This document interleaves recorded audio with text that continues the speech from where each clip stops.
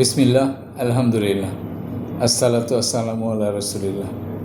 রব্বি ইশরাহ লি সাদরি ওয়া ইয়াসসির লি আমরি ওয়াহলুল উকদাতাম মিন লিসানি ইয়াফকাহু কাওলি। আমি ফেসবুকে একটা পোস্ট দিয়েছিলাম যে আমার জীবন নিয়ে কিছু কথা বলবো, বিভিন্ন চাকরি জীবন নিয়ে বিভিন্ন কথা বলবো। তো আমি যে কথাটা বলতে চাই সেই কথাটা আসলে খুব কঠিন। এই কথা বলা, আমি অনেক জায়গায় ইন্টারভিউ দিয়েছি, অনেক কথা বলেছি।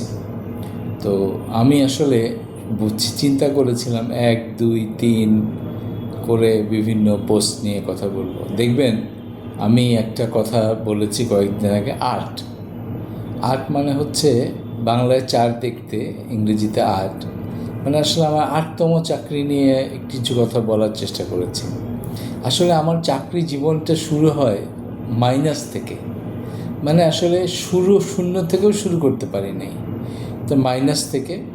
তবু প্রথম যদি আমি চিন্তা করি তাহলে এইভাবে বলতে হয় যে আমি ঢাকাতে কিছুদিন টিউশনিও করেছিলাম।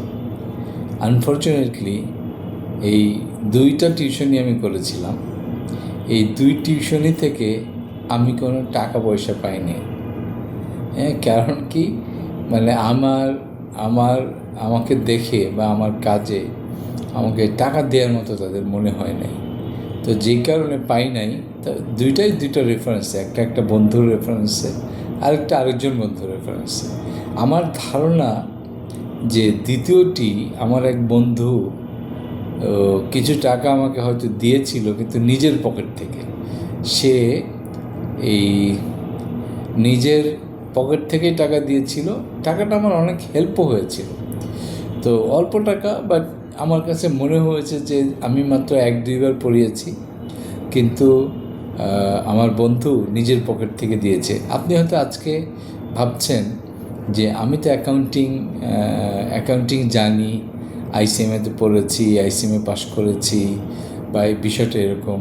আসলে বিষয়টা এরকম না, একটু অদ্ভুত বিষয়। তাই আমি মাইনাসের কথাই বলছি। আমি প্রথমে যে পড়াই তাকে আসলে অ্যাকাউন্টিং পড়াই, এবং আমি তাদের সাথে আমার কোনো যোগাযোগ নাই। থাকলে আমি তাদের কাছে মাপ চাইতাম। এই জন্য মাপ চাইতাম যে আমি 1 দিন 2 দিন 3 দিন যাই তাকে অ্যাকাউন্টিং পড়িয়েছি, তখন আমি মাত্র ইন্টারমিডিয়েট সায়েন্স থেকে পাশ করা একজন ছাত্র, যার অ্যাকাউন্টিং কোনো নলেজ নাই। তাহলে কীভাবে আমি পড়াতে আমার হবে, কারণ টাকাটা আমার দরকার। তো যেই কারণে বলছি যে মাপ চাওয়ার বিষয়, কারণ আমি একটা ধোঁকাবাজি করেছি আমার শুরুতেই। ধোঁকাবাজিটা কি, সারাদিন আমি অ্যাকাউন্টিং বইটা নিয়ে, আমার বন্ধুরা বিকম পড়তো, তাদের বই নিয়ে, তাদের জিনিস নিয়ে আমি সারাদিন পড়াশোনা করার পর সেইটা আবার বিকালবেলা যেয়ে তাকে পড়িয়েছি। এটা হচ্ছে একদম প্রথম। মোট আমি 3 জনকে পড়িয়েছি, 3 জনকে অ্যাকাউন্টিং পড়িয়েছি। তো প্রথম যখন অ্যাকাউন্টিং পড়িয়েছি, তার আগে আমি অ্যাকাউন্টিং কোনো দিন পড়ি নাই, একদমই পড়ি নাই। এই যে বন্ধুদের কাছ থেকে শোনা কথা এবং এই অ্যাকাউন্টিং বই পড়ে আমি যা বুঝেছি ইন্টারমিডিয়েটের পরে, সেইটাই তাকে পড়ানোর চেষ্টা করেছি। তো যেই কারণে বলছি, তারা হারিয়ে গেছে আমার জীবন থেকে। নামটাও এখন মনে করতে পারবো না, তবে আমার বন্ধু, আমার জীবনের শ্রেষ্ঠ বন্ধু আহমেদ পারভেজ সাব্বির খান রনোর রেফারেন্সে আমি এই কাজটা পেয়েছিলাম। তো আমি 2-3 দিন পড়িয়ে আমি ভেগেছি। তো যেই কারণে আমি বললাম আমার ইনকামের শুরু কিন্তু এটা একটা। আরেকটাও এরপরে যদি বলেন যে এই টাকাটা, আমি শিওর যে এই টাকাটা এই বাড়ির আমি যাকে পড়িয়েছি তারা দেয়নি। আমার ধারণা আমাকে যে কিছু টাকা দিয়েছিল, এই টাকাটা রনও দিয়েছিল, আমার বন্ধু। হ্যাঁ, যে যাক তুই তো কষ্ট করছিস, তোর জন্য কিছু টাকা দিলাম। আর রনর মতো দরাজ দিল মানুষ আমি আজ পর্যন্ত আর দেখি নাই। একটা মানুষকে, আমি সত্যিকার অর্থে বলি, এত দরাজ দিলের একটা মানুষ একটা সময় গেছে আমি যখন একটা জামা পরেছি, একটা শার্ট পরেছি, একটা প্যান্ট পরেছি, আমি শুধুমাত্র মনে হয় আন্ডারওয়্যার ছাড়া আমার সব কিছু রনল পরতে পেরেছি এক সময়। তো আমি যেই জন্য আমি খুব কৃতজ্ঞ। আমি সবসময় দোয়া করি আল্লাহ সুবহানাহু ওয়া তাআলা তাকে মাফ করে দিন, তার সমস্ত দোষ ত্রুটি মাফ করে দিয়ে তাকে জান্নাতি করুন। এবং এইটুকু আমি জানি যে মৃত্যুর আগে মৃত্যুর আগে তার সাথে আমার দেখা হয় নাই, কিন্তু আমি যাওয়ার কথা ছিল, কিন্তু আমি যেতে যেতে তাকে অপারেশন থিয়েটারে নিয়ে যাই এবং আমি তাকে বাইরে আড়াল থেকে, গ্লাসের আড়াল থেকে তাকে অপারেশনের পরে খেতেও দেখেছি, কিন্তু কথা হয় নাই।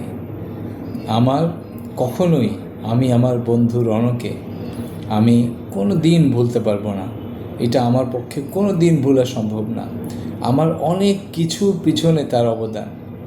আরেকটা কথা না বললে অন্য বন্ধুরা মনে করবে আমার যা কিছু করেছি এর পিছনে আমার অনেক বন্ধুর অবদান আছে, সবার নাম আমি একদিনে শেষ করতে পারবো না। এবং আমি একটি বিষয়ে খুবই লাকি, সেটি হচ্ছে যে আমার কিছু অসাধারণ বন্ধু আমার জীবনে পেয়েছিলাম। এই কথাও পাশাপাশি বলে রাখা দরকার, কিন্তু এর মানে এই না যে মানুষরূপী কিন্তু অমানুষ কখনো আমার বন্ধু হয় নাই, এটাও আমি বলবো না। এটা আপনারাই বিচার করবেন।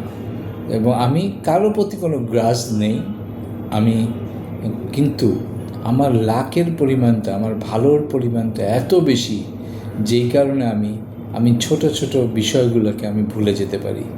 তো এইটা নিয়ে আজকে একটু কথা বললাম। তো আনটিল নেক্সট টাইম সবাই ভালো থাকবেন। সুবহানাল্লাহি ওয়া বিহামদিহি, আশহাদু আল্লা ইলাহা ইল্লা আনতা, আস্তাগফিরুকা ওয়া আতুবু ইলাইকা। আসসালাতু ওয়াসসালামু আলা রাসূলিল্লাহ। আসসালামু আলাইকুম ওয়া রাহমাতুল্লাহি ওয়া বারাকাতুহু।